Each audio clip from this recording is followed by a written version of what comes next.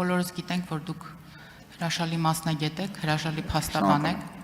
Քարոզարշավի ընթացքում մենք նաև հասցրեցինք տեսնել, որ դուք նաև հրաշալի երգում եք։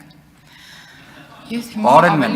հիմա ավելի առարկայական հարցս, մենք բոլորս նաև հիշում ենք 21 թվականը, երբ դուք Հայաստան դաշինքով պատգամավոր դարձաք,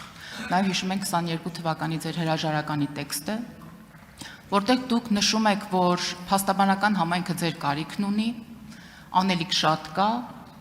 եւ դուք գնում եք, բայց շարունակելու եք օգնել եւ աջակցել ձեր թիմին, ձեր գործընկերներին։ Հիմա հարցս, եթե փաստաբանական համայնքը ձեր կարիքը զգա, դարձյալ գնալու եք, ուզում եմ հասկանալ, քանի ամսով կամ քանի տարով եք գործուղվել ազգային ժողով։ Երկրորդ, Հայաստան դաշինքի պատգամավորներին կամ Հայաստան դաշինքը շարունակում եք համարել ձեր թիմը թե ոչ, եւ ես երեք խոսեցի, որ հետաքրքիր ժանր է ձևավորվել, բացի այն ժանրից, որ դուք եք բերել Հայաստանի քաղաքական դաշտ, երբ օրինակ մեքենաների վրայից կարդում եք բանտից ձեզ ուղղված նամակները, մի ուրիշ հետաքրքիր ժանր է ձևավորվել, երբ ընդդիմությանը ոչ միայն պատասխանում է ընդդիմությունը, այլ ընդդիմությանը հարցեր են ուղղում նաեւ ընդդիմության թևերից։ Հիմա ես ուզում եմ ձեզ ուղղել ձեր գործընկեր ձեր երկու գործընկերների հարցը, օրինակ նրանք ասում են, որ 21 թվականին Արամ Վարդավանյանը, Ռոբերտ Քոչարյանի փաստաբաններ Հայաստան դաշինքով էր պատգամավոր։ Հիմա Սամվել Կարապետյանի փաստաբանն է ուժեղ Հայաստանով է եկել դարձել պատգամավոր։ Հիմա հարց. հնարավոր է արդյոք փաստաբանական համայնքը ձեր կարիքը զգա, դուք գնաք, եկել օրինակ գաք Հանրապետական կուսակցությունով կամ Բարգավաճով։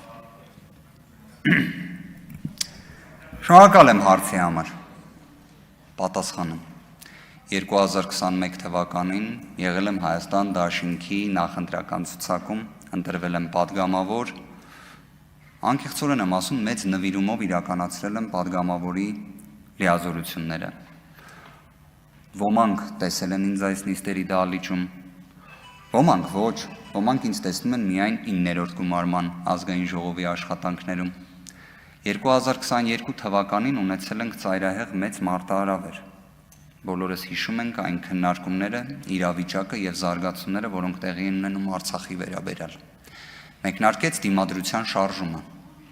Պատիվ ունեի մասնակցելու դիմադրության շարժմանը լինելու առաջին շարքերում։ Մաքսիմալ ուժերից ներածին չափը ներդրել եմ այդ պայքարում։ Չեմ հաջողել։ Ակնհայտ է, որ չէի հաջողել։ Չհաջողելով գտել եմ, որ ինքս պետք է նաև պատասխանատվություն կրեմ։ Պատասխանատվությունը տեսել եմ պատգամավորական մանդատից հրաժարվելով։ Գործընկերների հետ քննարկել եմ այդ հարցը, այդ ժամանակ իհարկե։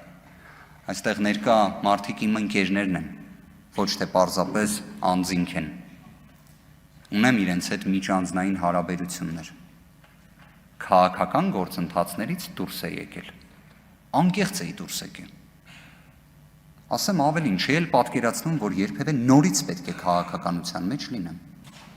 22 թվականից մինչև 2025 թվականի հունիս ամիսը ես այո, հանրային հնչեղություն ունեցող հարցերի Տիկին Ստեփանյան արձագանքել եմ, կարծիք հայտնել եմ, բայց չեմ կարծում ընկալվել եմ որպես քաղաքական գործիչ։ Երբ ստացա առաջարկ ուժեղ Հայաստան կուսակցության առաջնորդ Սամվել Կարապետյանից միանալու ուժեղ Հայաստան կուսակցությանը, անկեղծ եմ ասում, գիտակցեցի, որ ուժեղ Հայաստան կուսակցության առաջնորդ Սամվել Կարապետյանը ունի բացառիկ տեսլական Հայաստանի Հանրապետության քաղաքացիների համար։ Ես կարծում եմ, ձեզանից շատերը գիտակցում են, որ Սամվել Կարապետյանի տեսակը այնպիսինն է, որ այս տարիների ընթացքում առանց որևէ իշխանության Հայաստանի Հանրապետությունում բազմաթիվ դրական փոփոխություններ է բերել, բարեգործություններ է արել, անկեղծ է եղել, նվիրումով է արել,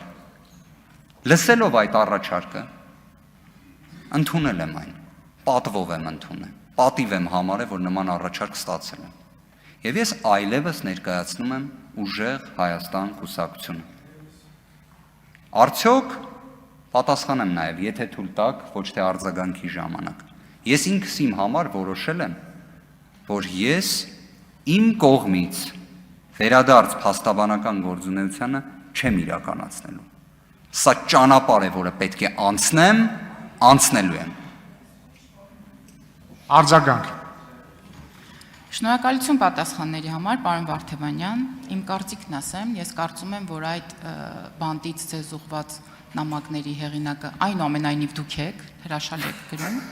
Եվ այստեղ դուք խոսեցիք նաև իրավունքի դեֆիցիտի մասին, խոսեցիք Լևիաֆանի մասին, ես էլ համասարանական կրթություն ունեմ, ես էլ եմ ծանոթ այդ տեսություններին։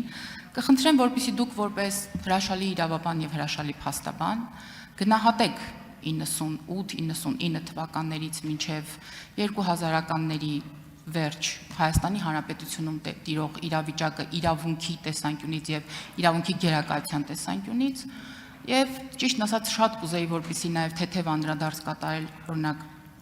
այդ իրավունքի տեսանկյունից հոկտեմբերի 27-ի դեպքերին, որոնք տեղի են ունեցել հենց այս դահլիճում եւ հենց այնտեղ, որտեղ որ դուք եք կանգնած։ Հոկտեմբերի 27-ը մեր Հայաստանի Հանրապետության նորանկախ պատմության ամենամեծ ողբերգական էջերից մեկն է։ Եվ նշված դեպքերով անմեղության կանխավարկածը հաղթահարված իրավիճակ ունենք, որտեղ կան մեղադրական դատավճիռներ, ողբերգություն է։ Նույնիսկ ասեմ, ողբերգություն բառն էլ բավարար ինտենսիվ չի հնչում։ Հայաստանի Հանրապետության ես ենթադրում եմ երևի թե հարցադրման կոնտեքստը ժամանակահատվածը այնպես ընտրվեց, որ հենց պետք է լիներ երկրորդ նախագահի ժամանակահատվածում, եկեք պատասխանեմ ավելի ազնիվ ու անկեղծ։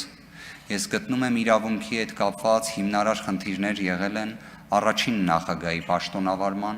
երկրորդ նախագահի պաշտոնավարման, երրորդ նախագահի պաշտոնավարման, ձեր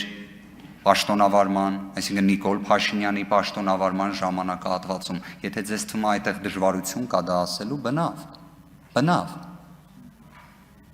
Կարծես պատասխանեցի ձեր հարցերին։